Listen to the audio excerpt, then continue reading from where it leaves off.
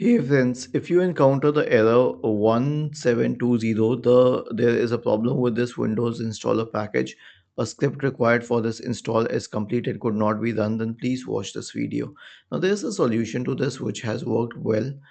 Basically, we need to re-register the scrun DLL. I will share the command in the description section of the video. Simply copy it, search for command prompt in the Windows search bar and click on Run as Administrator. Paste it here and hit enter. It says the DLL has been successfully re-registered. Click on OK. That's it. If it doesn't work, then reinstall it and it will definitely work. Why? Because the part of the script which was incomplete has already been registered, so the problem is solved. Was this helpful? If yes, then please subscribe to the channel, and if not, then let us know in the comment section of the video on how we could help you further.